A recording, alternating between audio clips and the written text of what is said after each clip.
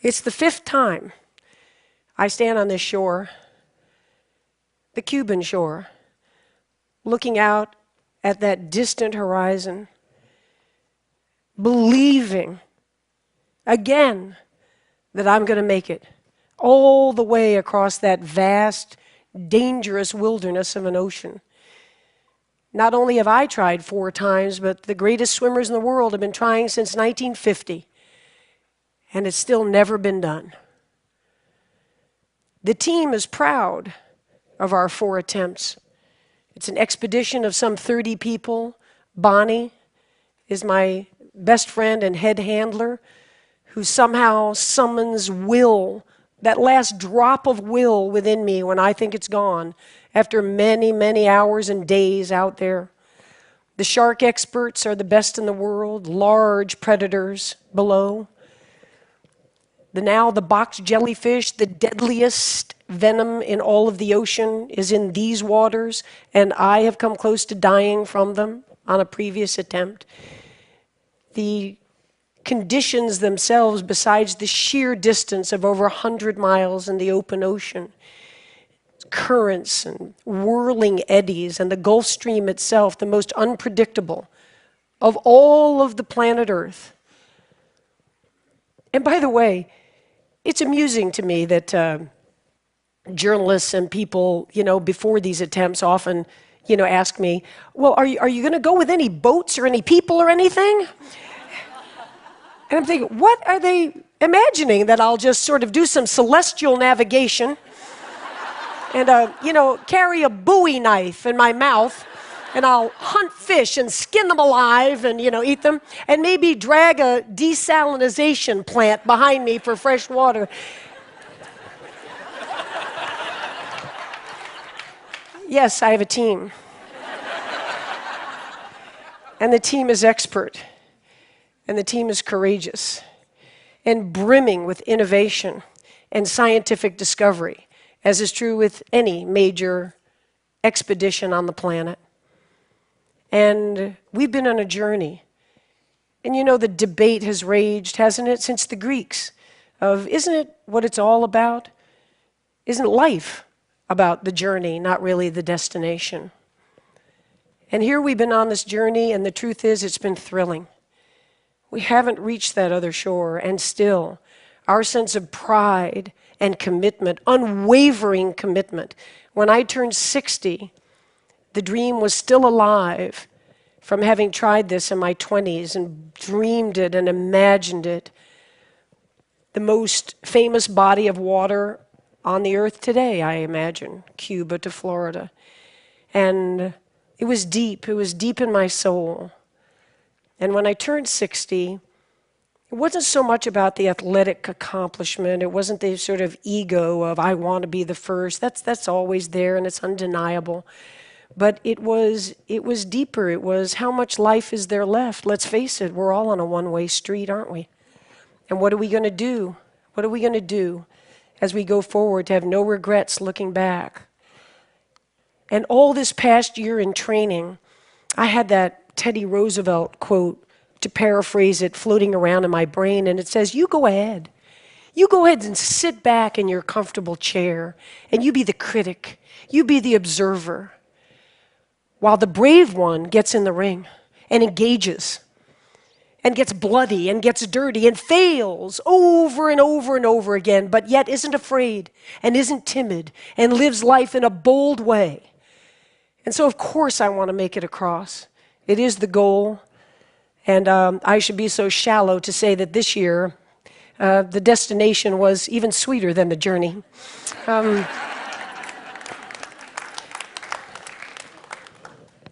But the journey itself was worthwhile taking. And at this point, by this summer, everybody, scientists, sports scientists, endurance experts, neurologists, my own team, Bonnie, said it's impossible. It just simply can't be done. And Bonnie said to me, but if you're going to take the journey, I'm going to see you through to the end of it. So I'll be there. And now we're there. And as we're looking out, kind of a surreal moment before the first stroke, standing on the rocks at Marina Hemingway, the Cuban flag is flying above, all my teams out in their boats, hands up in the air. We're here. We're here for you. Bonnie and I look at each other and we say, this year the mantra is, and I've been using it in training, find a way. You have a dream, and you have obstacles in front of you, as we all do. None of us ever get through this life without heartache, without turmoil. And if you believe and you have faith, and you can get knocked down and get back up again, and you believe in perseverance as a great human quality, you find your way. And Bonnie grabbed my shoulders and she said, let's find our way to Florida. And we started. And for the next 53 hours, it was an intense, unforgettable life experience. The highs were high, the awe. I'm not a religious person, but I tell you, to be in the azure blue of the Gulf Stream, as if as you're breathing, you're looking down miles and miles and miles, to feel the majesty of this blue planet we live on. It's awe-inspiring. I have a playlist of about 85 songs, and especially in the middle of the night. And that night, because we use no lights, lights attract jellyfish, lights attract sharks, lights attract bait fish that attract sharks. So we go in the pitch black of the night. You've never seen black, this black. You can't see the front of your hand, and the people on the boat, Bonnie and my team on the boat, they just hear the slapping of the arms, and they know where I am because there's no visual at all. And I'm out there kind of tripping out on my little playlist.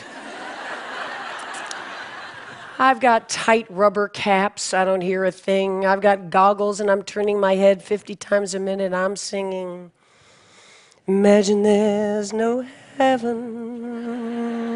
Do-do-do-do-do. It's easy if you try. Do-do-do-do-do. And I could sing that song 1,000 times in a row. Now there's a talent unto itself. And each time I get done with, ooh, you may say I'm a dreamer, but I'm not the only one. 222. Imagine there's no heaven. And when I get to the end of 1,000 of John Lennon's Imagine, I have swum 9 hours and 45 minutes. Exactly. And then there are the crises. Of course there are. And the vomiting starts, the seawater, you're not well, you're wearing a jellyfish mask for the ultimate protection. It's difficult to swim in, it's causing abrasions on the inside of the mouth, but the tentacles can't get you. And the hypothermia sets in. The water's 85 degrees, and yet you're losing weight and using calories. And as you come over toward the side of the boat, not allowed to touch it, not allowed to get out, but Bonnie and her team hands me nutrition and asks me what I'm doing, how am I all right? I am seeing the Taj Mahal over here. I'm in a very different state. And I'm thinking, wow, I never thought I'd be running into the Taj Mahal out here. It's gorgeous. I mean, how long did it take them to build that? It's just so, woo. And then we kind of have a cardinal rule that I'm never told really how far it is, because we don't know how far it is. What's going to happen to you between this point and that point? What's going to happen to the weather and the currents? And God forbid you're stung when you don't think you could be stung in all this armor. And Bonnie made a decision coming into that third morning that I was suffering and I was hanging on by a thread. And she said, come here. And I came close to the boat and she said, look out there. And I saw light because the day's easier than the night, and I thought we were coming into day. And I saw a stream of white light along the horizon. And I said, it's going to be morning soon. She said, no, those are the lights of Ki-Uwest. It was 15 more hours, which for most swimmers would be a long time.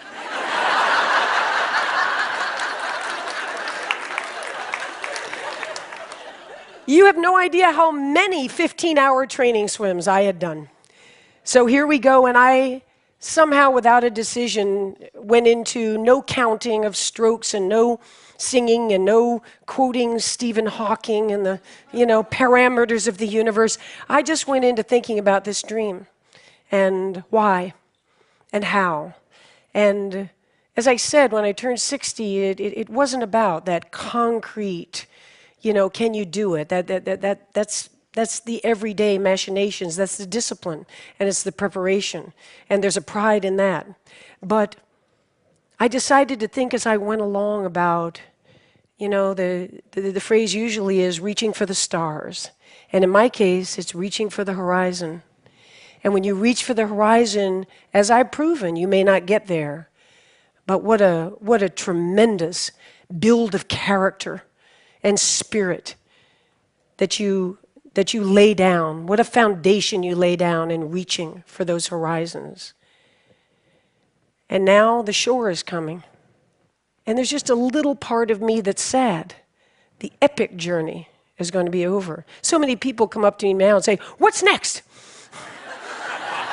We love that.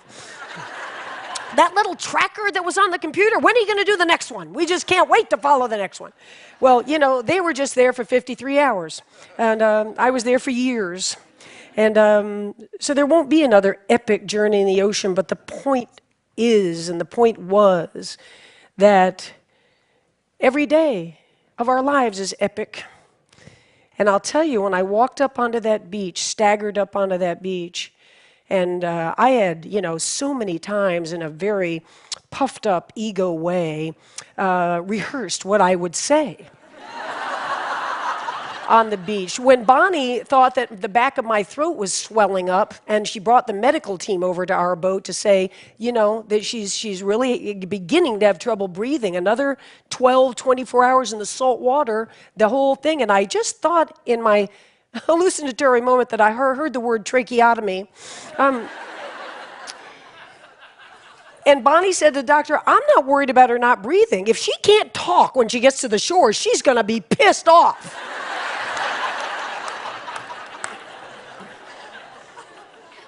But the truth is, all those orations that I had practiced just to get myself through some training swims as motivation, it wasn't like that.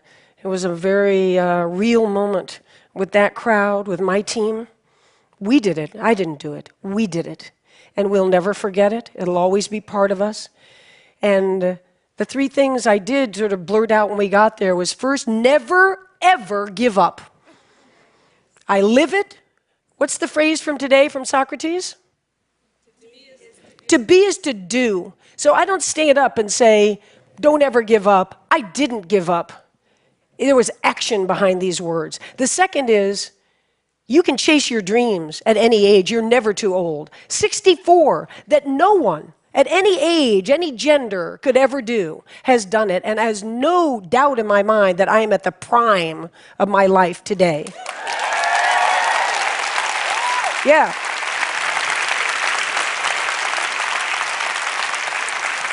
Thank you. And the third thing I said on that beach was, it looks like the most solitary endeavor in the world, and in many ways, of course, it is. And in other ways, and the most important ways, it's a team. And if you think I'm a badass, you want to meet Bonnie. Bonnie, where are you? Where are you? There's Bonnie Stoll,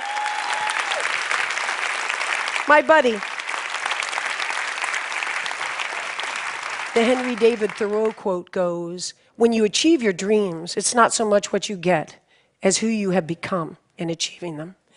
And yeah, I stand before you now. In the 3 months since that swim ended, I've sat down with Oprah, and I've been in President Obama's Oval Office. I've been invited to speak in front of esteemed groups such as yourselves. I've signed a wonderful major book contract. All of that's great, and I don't denigrate it. I'm proud of it all, but the truth is, I'm walking around tall because I am that bold, fearless person. And I will be every day until it's time for these days to be done. Thank you very much and enjoy the conference. Thank you. Thank you. Thank you.